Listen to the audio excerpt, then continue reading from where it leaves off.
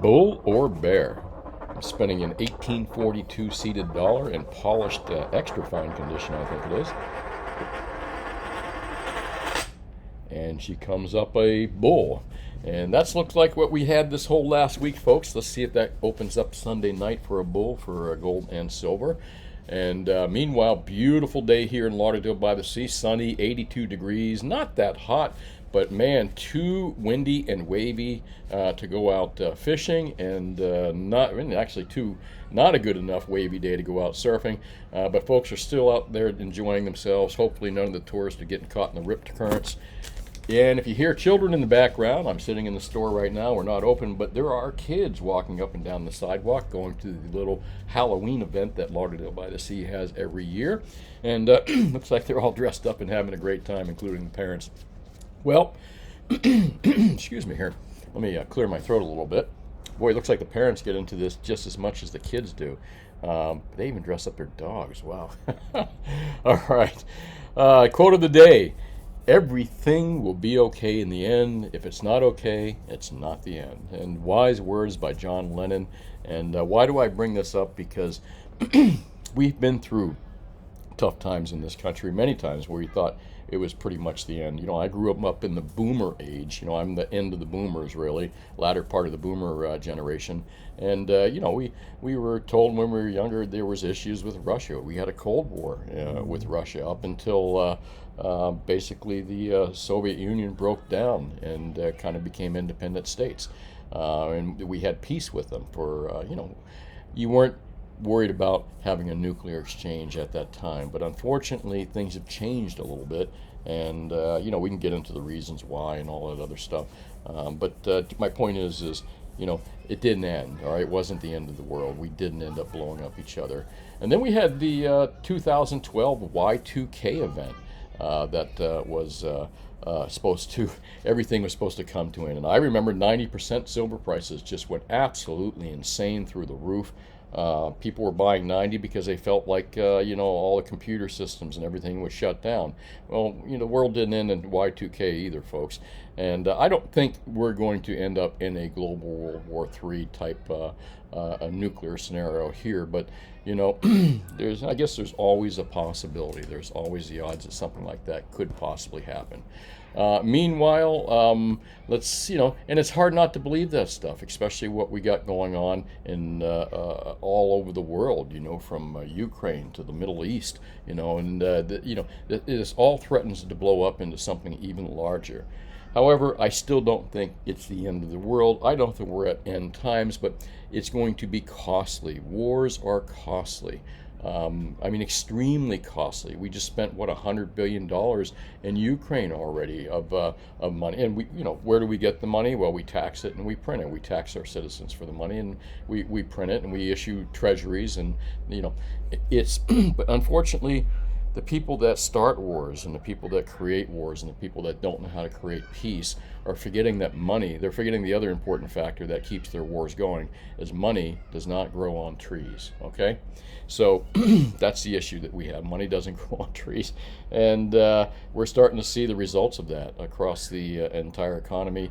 Well, anyways, and we're starting to see also the effects of this war on the price of gold.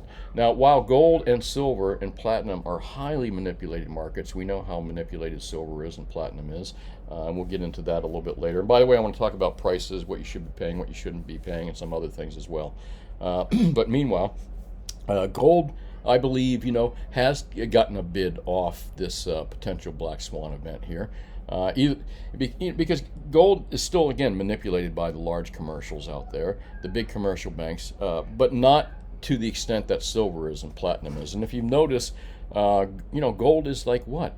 5%. It's close to its all-time high. I forget, what's the all-time high? 2050, 2070 or something like that. I forget, to be honest with you. But, you know, we're within 5% of the all-time high for sure. Meanwhile, silver hasn't hit its all-time high yet at all.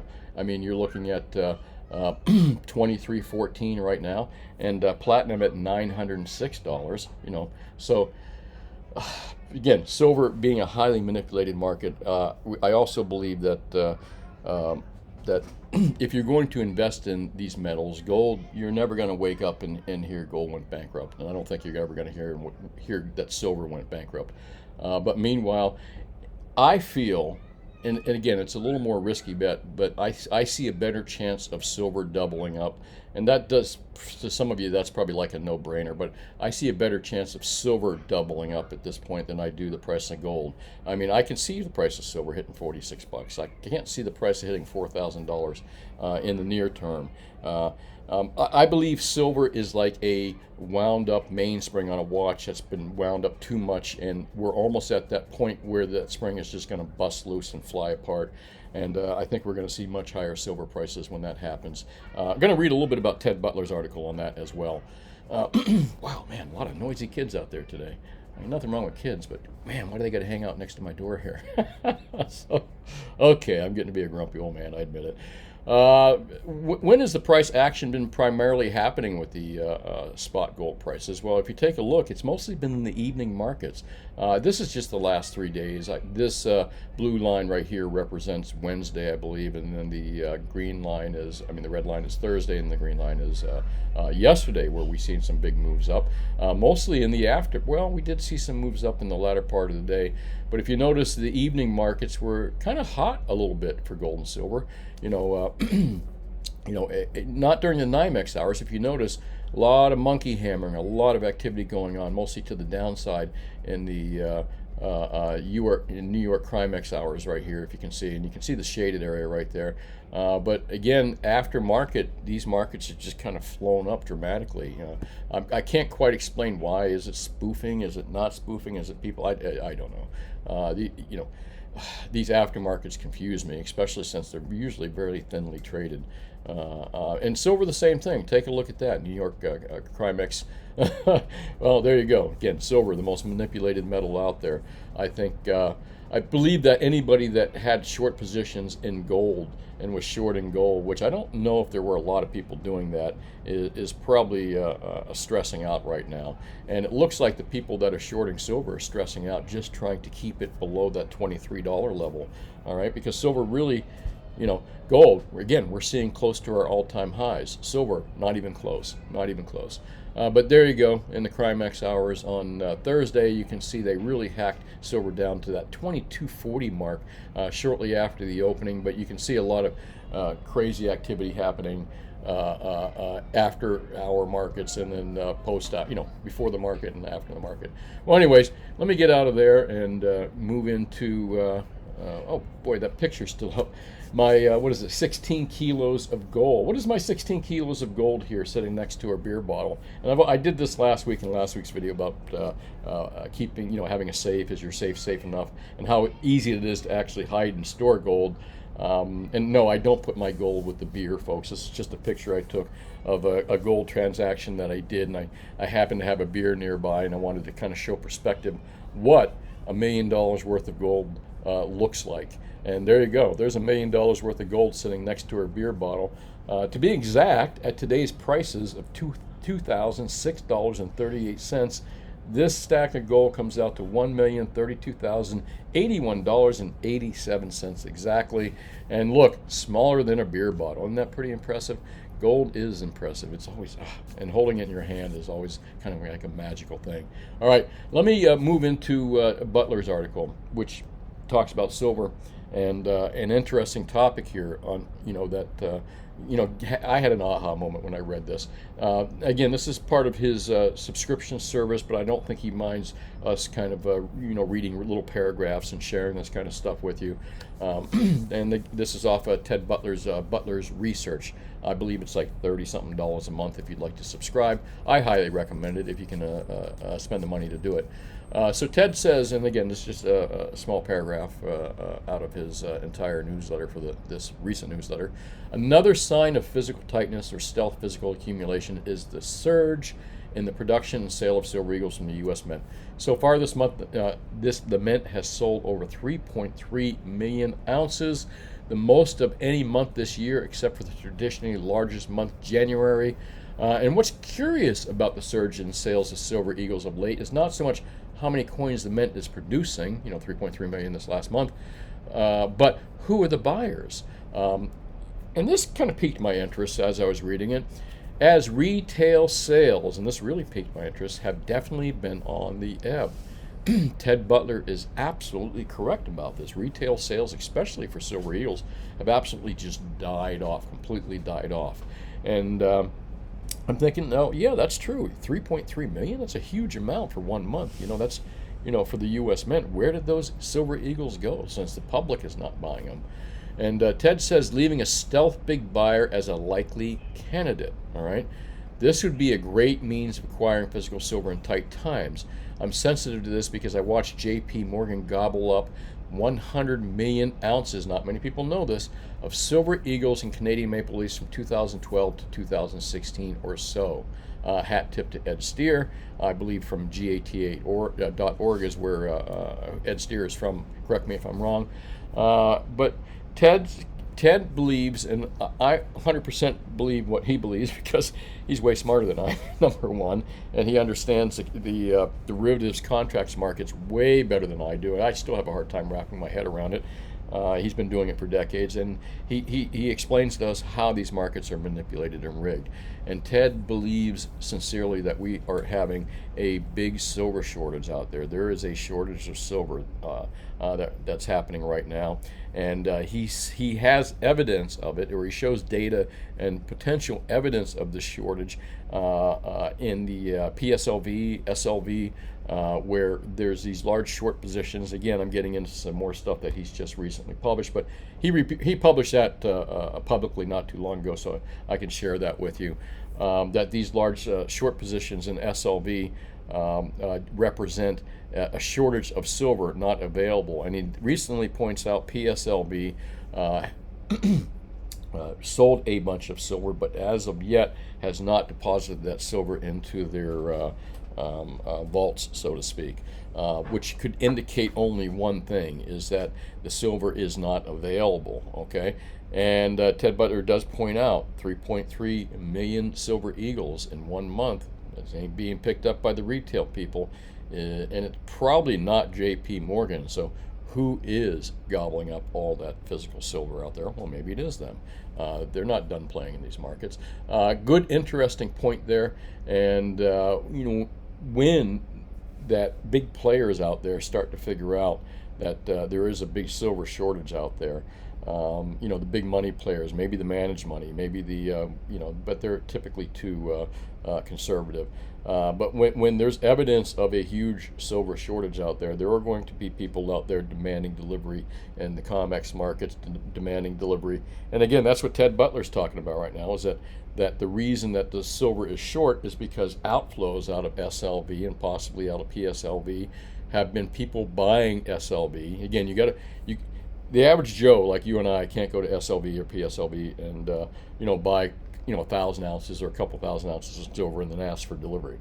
However, large players, when they participate with PSLV and SLV, they have the ability to request the silver back. And I'm not quite sure at what level they're playing at to get the silver back, but it's different than what you and I have. We can't ask for the silver back. We can just trade in our SLV, PSLV. But the large institutional players, they have the ability to withdraw the silver, like J.P. Morgan. And that's probably why you're seeing the outflows in SLV, PSLV, and some other things. But again, wrapping your head around this stuff is pretty tough at times. But I believe that we are in a severe silver shortage, and some of you folks are going to say, well, Brian, how is that possible? I mean, SD Bullion, APMAX, JM, or my favorite local bullion dealer is like me. Actually, I'm loaded up to the gills with silver in the back room right now, okay? And I'm going to talk about some specials I'm having here too as well shortly. So hold on for my specials here. But folks, you got to remember that the retail end of investing is very, very small, comparatively speaking, to the derivative paper market run in the CRIMEX, the COMEX, the LBMA, those markets. The retail end, we're just small potatoes. So just because I have a bunch of extra silver, and your local dealers and your favorite online dealer has a bunch of silver in stock, doesn't mean jack shit. Excuse my language, but it's true. It really doesn't. And I can tell you, once the switch gets turned on again for the retail buyers to start buying, that shit's going to just fly off the shelf. And if we are indeed in a genuine shortage position, dealers are going to have to pay a much higher premium to replace what just flew off the shelf. And that's going to happen. It's happened already a bunch of times. That's where you're seeing the high premiums. Right now, there's been a lull in retail silver buying, but there is not a lull in the institutional or the large players out there filling contracts or needing silver to for manufacturing purposes and such. Anyways, I don't want to keep repeating myself, and I don't think I have so far. Where are we going from here? Best deals, folks. And of course, oh my gosh, where's my best deal sheet? There it is. There's my best deal sheet. All right. I'm going to talk about best deals, which is generics. Generic ones, tens, and hundreds. I'm going to run a special on them while I still have them. Now, this is for small quantities, okay? We are selling 1 ounce generics, 10 ounce generics, kilo generics for spot. This is a special. Again, while I have them in stock, replenishing them, I may have to pay more or maybe even less, which I'll pass along to you guys. But right now, I'm going to run a little special to expedite the rush of silver going out my door before the next rush hits, actually. Spot plus $1.95 on kilo, spot plus $1.95 on 10 ounces, spot plus $1.95 on 1 ounces, okay? And that beats the pants off of SD, Bullion, APMEX, and JM, and I always advertise to beat them, and that beats the locals too as well. And if you don't live in South Florida and you can't come to our store, Commercial Rare Coins and Precious Metals, you can order from us. If you're ordering larger quantities, we can ship using wires and stuff like that. But if you're not buying large quantities and you don't live near us and you can't visit our place, I highly recommend find yourself a good local dealer and see if he'll beat the prices of APMEX, SD, and JM online. And if he can, just, keep that money local. It's always best to keep it local. But meanwhile, don't pay more than $1.95. This is my price for smaller quantities, folks. In larger quantities, I can still sell it cheaper than that. But small to average quantities, spot plus $1.95 on those type of products. Silver Eagle, since we were just talking about them, the premiums were as high as $20. I didn't sell. I refuse to sell when they start getting $7, $8. I refuse to sell them to my customers unless they wanted just one for a gift or something like that. But currently, and they got as high as almost $20 over. Do you guys remember when APMEX, SD, and JM Bullion had no problem? I shouldn't say that, but had no problem selling Silver Eagles at $40 when silver was like 20, 22 or something like that. Again, $20, $15, $20 premium. That's just insane. I couldn't in good conscience sell those to people. If I had an ad on my website, I would say, please avoid these unless you need one for a gift. But the premiums on Silver Eagles have dropped dramatically. And let's get some Silver Eagles up there. Silver Eagles, give you a little visual. Y'all know what Silver Eagles look like. There we go anyways. Silver Eagles at spot plus $5 while I have them. And again, that's not current dates or sealed rolls or anything like that. It's just kind of random dates. Spot plus $5 I can sell Silver Eagles for. I can sell, while I have them in stock, again, Silver Maple Leafs, a spot plus $3.75.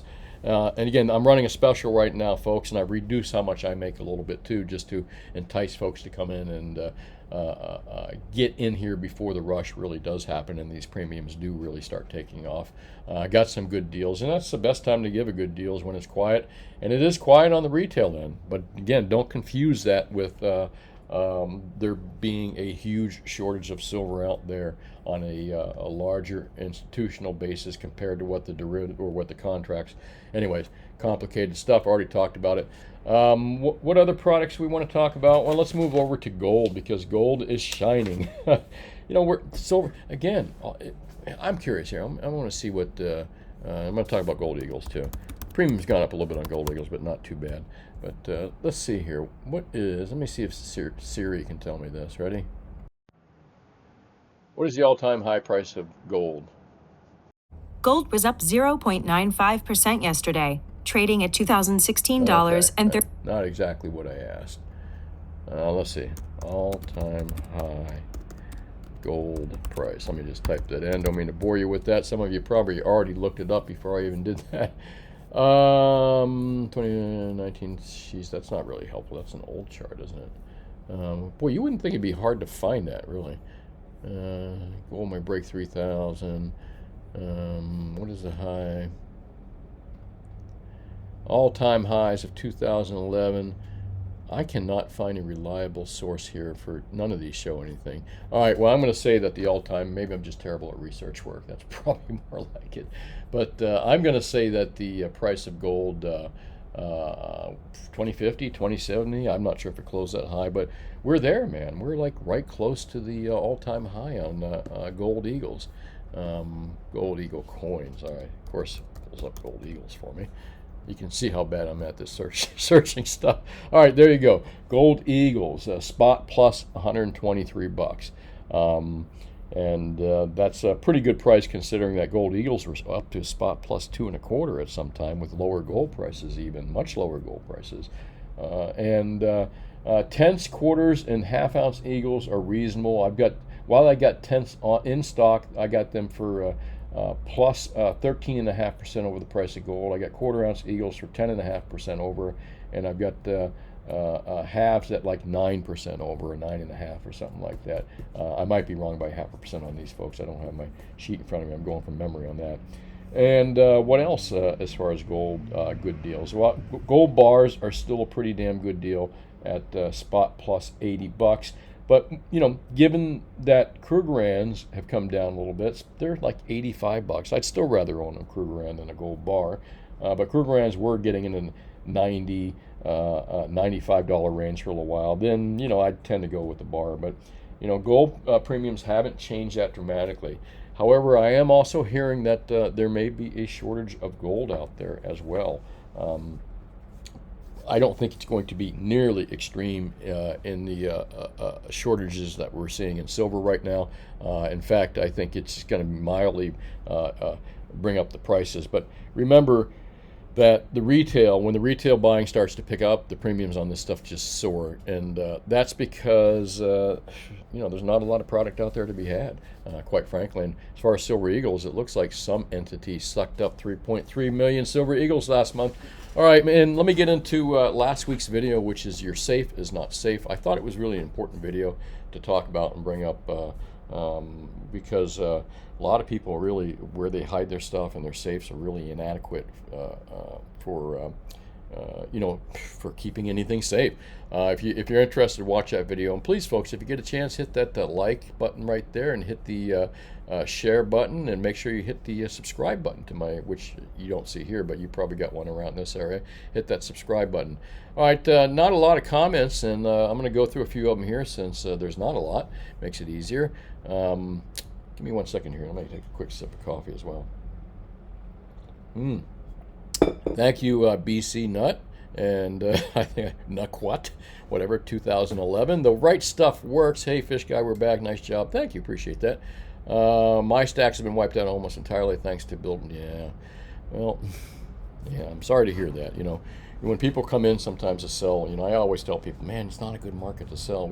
In fact, my customers can tell you, and my staff will tell you that we tell people all the time, listen, it's a buyer's market. It's not a seller's market right now. If you can hang on, and again, this is our opinion. If you can hang on your gold and silver, we would. And sometimes I feel bad about saying that because people, some guys will look at me and ladies will look at me and say, oh, well, I'd love to hang on to my stack, but the circumstances just don't allow me to do that. But on the other hand, too, thank God they had it. Thank God you have it, okay? And hopefully, these folks, things will get better for them and they'll be able to buy back their gold and silver. But again, thank God they had it because there's people out there that don't have anything. John Schroeder, what's up? Boy, I'm going to stop trying to pronounce these. Definitely need to buy a certified safe, well hidden. Yes, sir. 100% agree with that. And if you want to know what certified means, take a look at my video from last week that we're going over the comment section now on. Safes are good for guns, bursting. I don't care how heavy they are. You can break into most in 10 minutes. That's not true, though. You can't break into a gun safe. You can break into a good gun safe, but you cannot break into a. It'd be very difficult to break into a high-end TLR 60 by 6, I think they call it. TLR and what was the other tool, and torch proof or something like that. Especially rated at 60 minutes for 6 sides. And 60 minutes, folks, it doesn't mean necessarily 60 minutes, just how long the tests take. Become a midnight gardener, my friend. Thank you. Yeah, hide your stuff. That's why we're showing that picture right here. You could take, where is it right there? You could take $1 million worth of gold and about the size of a beer bottle, a regular sized beer bottle right there. Where are we at there? Here, let me move up here. Joe McDonald, what's up? Yeah, I do. It's happening when you get old, man. I like filling my second safe with things that sound valuable, put it in the closet where they can easily see it. When they break it, they grab their eye, they spend time to get in it, carry it out, whatever. That's a good idea. It's like a decoy safe. It's not a bad idea at all. You should do a photo with the gold to silver ratio. Yeah. Oh, that's interesting. Yeah, that's kind of an interesting way to do it. Oh, thanks. Appreciate it. See if I remember that. Great video. Visit your local coin shop in Lauderdale By The Sea. Keep it doing, DK. Thanks for coming in, by the way. Really appreciate that. Any of you folks coming in, make sure you ask for me. I'm not always around, and if I am, I'll definitely come down and say hello. Jewelry enthusiast, thank you. Lone the Ruag says it's refreshing to hear you speak the truth about overall manipulated controls on physical silver and gold. My opinion is that there are many called experts, metal experts on this forum who are fence sitters. They're lukewarm with the hard, cold truth about manipulation. Probably have their hands in the hedge. It really actually surprises me that more and more people are understanding how the gold and silver and platinum markets are manipulated. But it seems like the mainstream writers out there and some of the bigger writers just, even when they acknowledge it occasionally, just don't seem to really talk about it and report on it much. But I guess that's a whole different topic here. Thanks for bringing that up. Yeah, sometimes YouTube doesn't notify you when people's videos come up. I had that happen with some of my favorites as well. Michael Matthews, cheers to you. And the best safes can be a lot of expensive to a lot of people. If using a cheaper safe, it's not real expensive to install a camera system, Wi-Fi door, and window sensors. And let's see here, pry bars. In this video, the reason the safe is put on its back is for more leverage for the pry bars. Yep. Recently in my city, 100K in silver and gold was stolen from a house. Sad part is the owner liked to show, yeah, big mistake to show your stuff, that's for sure. Bank safety boxes are another option. No, they're not an option. If the bank is closed down or the FBI decides that there's, maybe illegal proceeds in all those boxes, yeah, you're in trouble. So, again, you can store $1 million worth of gold where you can store a 6-pack of beer bottles. In my state, the box owner and heirs keep the contents even with the bank failure, but nothing is 100% safe. Yeah, you're 100% right about that, true, and that's kind of a good rule that your state does that. All right, folks, well, I'm going to call it quits right now. I hope you all have a great weekend, and I'll pump out another video sometime next week, and hopefully, again, I got to start doing more. I know I keep saying that. You can catch me on Twitter as Brian Kuzmar. There's my silly, I don't show my face mostly for security reasons, I think. Mostly because I ain't that pretty to look at. Marcella decided to put up the, and if any of you don't know who that is, actually I'll make it fun. If any of my local customers know who that is, I'll give you a shiny copper round to tell me. I got a bunch of copper rounds around here, but I'll give you a shiny copper round here to let me know who you think that is right there, or what cartoon character that is, and why. I don't know why Marcella picked that car for me, but it is kind of cool. You can catch me on Twitter. We also are starting to post our videos out there on Twitter, and we also post our videos out here just in case, as a backup as well. I'm never understood why this forum doesn't take off. It really is a great free speech forum, but I just don't understand why it hasn't really taken off. Maybe Musk should buy it. Elon should buy Rumble. All right, folks, that's it. Think for yourself, question authority. This has been the theme for me for a long time. I like to drudge it up from the bottom of my drawer occasionally and share it with you, but I live my life like this. Think for yourself and question authority, and I hope you do too as well. Thanks for watching, and this is Brian Kuzmar with Commercial Rare Coins and Precious Metals. If you're looking to buy any types of gold, silver, and platinum, and you live in South Florida, visit our brick and mortar store here in lovely Lauderdale by the Sea. I've been doing this since the dealer since 1977. I've been in this store location since 1995. We'll beat the locals down here as well as the online dealers like APMEX, SD, and JM Bullion as well. If you can't visit our store and you're looking to buy larger quantities of gold and silver, give us a call. We'll see if we can help you old-fashioned method, via wires and secure shipping. If you can't visit us and you're buying smaller quantities, folks, I can't recommend enough to find yourself a good local dealer that can, and ask them, hey, can you at least match or beat the online guys like APMEX, SD, and JM, and see if you can buy from them instead. And again, keep that money local and save yourself a few bucks and not have to deal with the mail or worrying whether your metal gets there or not. Also, when it comes time to sell, you'll be happy you established yourself with a dealer, even if you have to drive an hour or two to find one. Thanks again, folks, for watching. Have yourself a wonderful weekend, and I will talk to you this week sometime. Bye now.